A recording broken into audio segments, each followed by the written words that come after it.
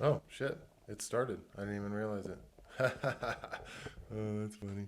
What's going on here? Let's see. There we go. Camera slash tripod malfunction. All right, so um, it's Saturday.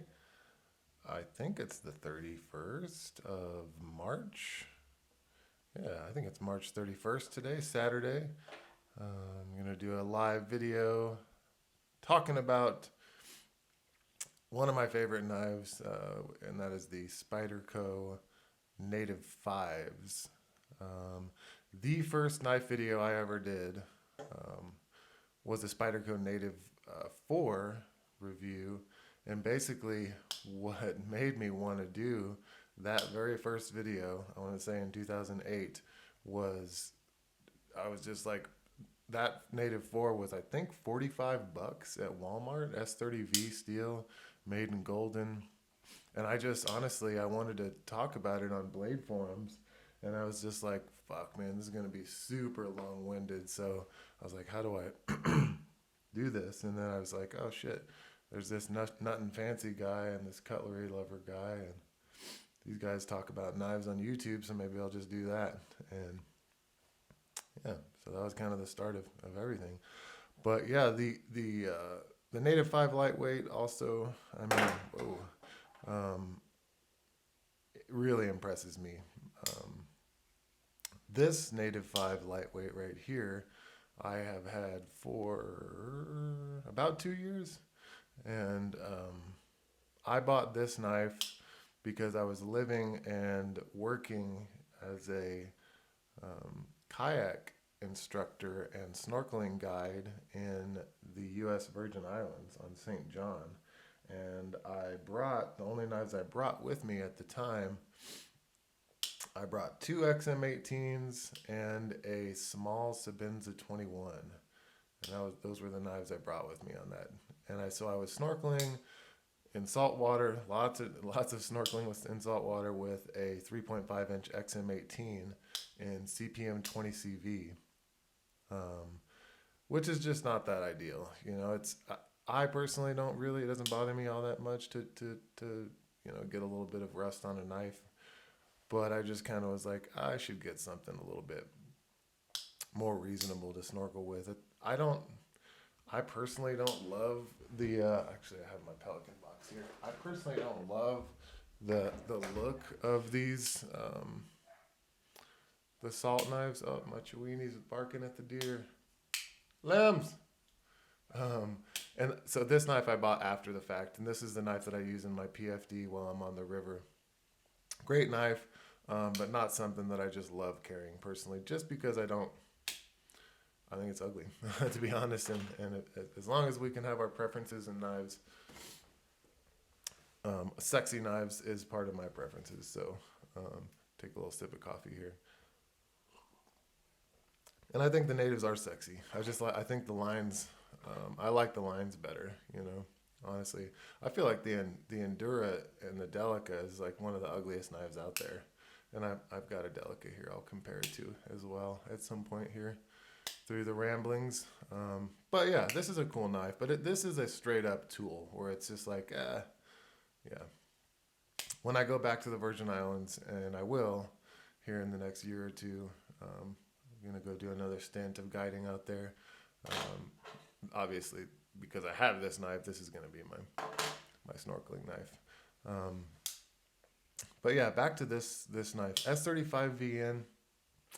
If if if you guys at all like listen to my blatherings and bullshit on like Blade forums or this channel or anything like that, S35 VN is my absolute favorite steel.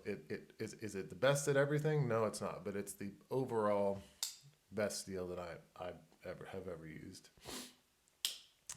Sorry, I got a little sniffle this morning. I was sneezing right before. I should have waited right before this video.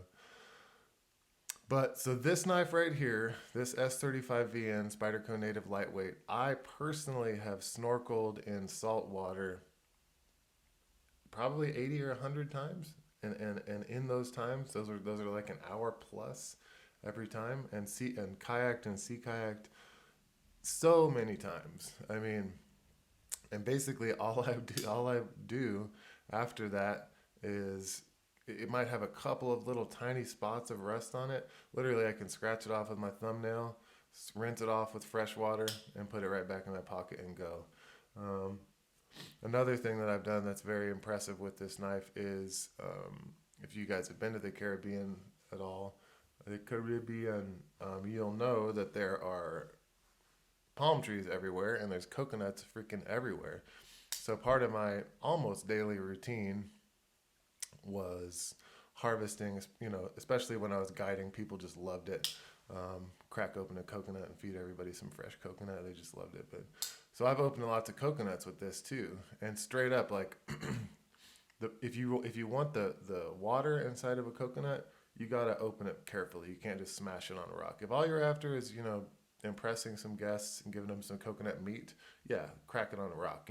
Take all the husk off and crack it on a rock. Don't use your knife. But if you want to harvest the juice out of there, best way to do it is carve away at one of the tips. You know how coconuts have like the three eyes on it or whatever? Carve away at that until you get down into the white meat, and then you can drill a hole into it and drink that coconut water. But I don't know, coconut, the actual hard wood, not the fibrous husk that's on it. So when you're in the grocery store, you don't see like the husk that's on it. You guys are familiar with like a pecan. It has like that kind of banana peel looking part that comes off, similar to that. That shit's a bitch to get off too, and it's anyway. I'm rambling. The knife is fucking impressive. That's all I can say. Is honestly, there were times, not when I was working, but when I was just playing, that I literally was like, I'm gonna see if I can break this damn thing. Like prying with it and like prying open the hardwood. I don't know what you call it. The inner husk, super hard part of the coconut. And I mean, this thing is just ridiculously impressive. I mean, such a great knife. The one thing about the Native 5 lightweight, I've recommended this knife to like, I don't know, 6, 7 people and good friends too. It's funny because like now knives are really coming along to where like it seems like everybody's carrying them. 5, 6 years ago, people were like very quick to ask me to use a knife and just like, oh, but I don't need one.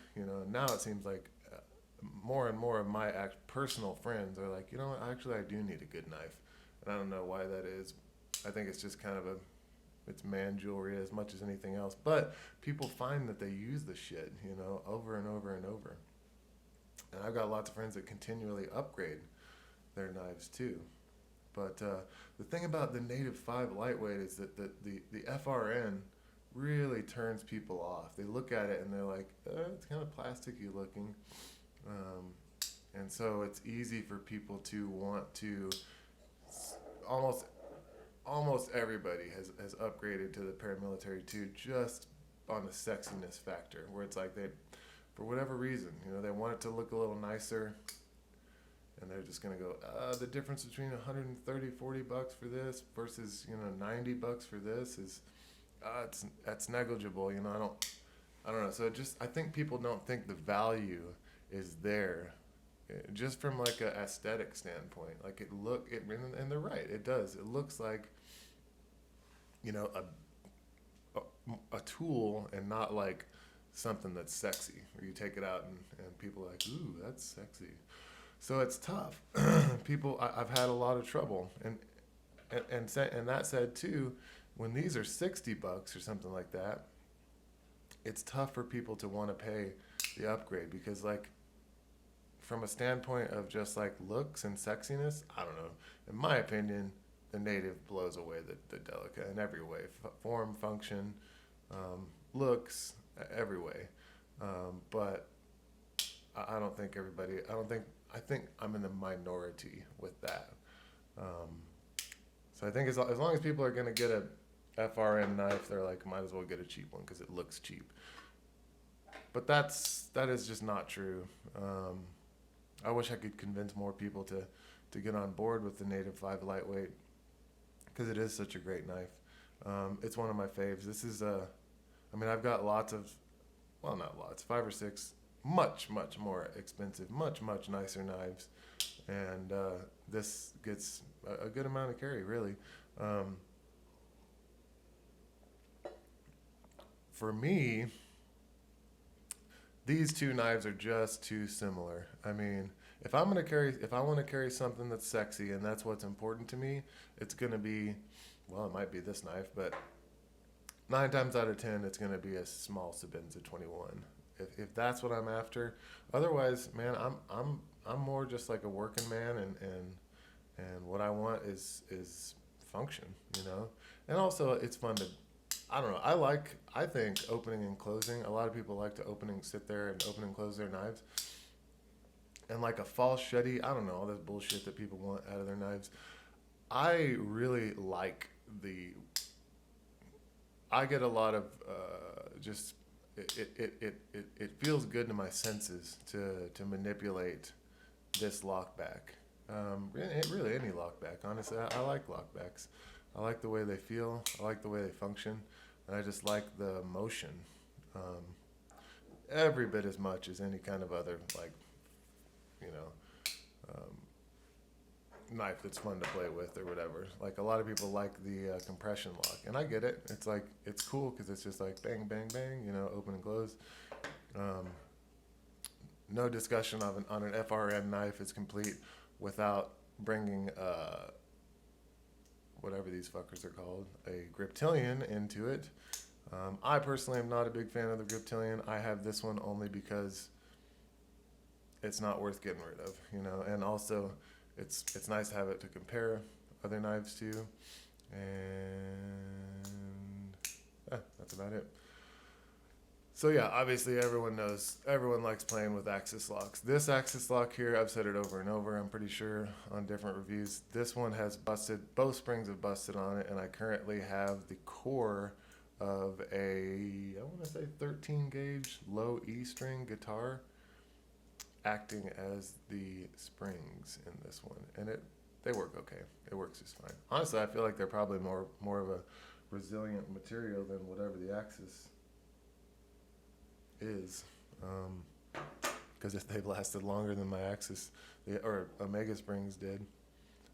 Let's talk about the sexiest native there is, and that is this motherfucker. You know, it's funny as I've done a lot of things with this knife. I've gone mostly clipless with the carry. I've carried this knife, I'd say, 30 days. You know, I haven't used it a whole lot because I don't love sharpening S90V. Every time I've carried this knife, I've also piggybacked it with my most popular piggyback knife. I didn't mean to do this many comparisons, but this little guy is almost always in my pocket. The Roadie, the Spyderco Roadie. I actually bought these for my groomsmen too, with not this bead, but with a Maverick bead too, a Maverick Workshop etched titanium beads. That's a sexy knife. And I've gone through some phases with this one. I have this Rips Garage Tech titanium clip that I put on there, which is cool. But at the same time, this knife loves to be clipless, I think. I don't like how they put first off, I wish, I mean, it's whatever. I don't like the four-way clips. I think it's gaudy and it makes the knife look not awesome.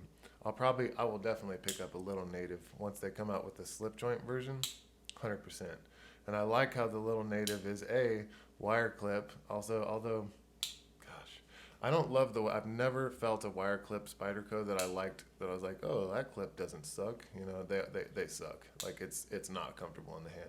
But aesthetically, they are nice looking. And I like how it's not really holes there. It's two little slits with a screw, usually permanently part of the scale screws in there. Or wait, let me think. I think maybe the G10 UK PK has a wire clip, and I actually liked that one. The FRN, I have a FRN UK PK with a wire clip, and it doesn't suck all the balls. It's all right in hand.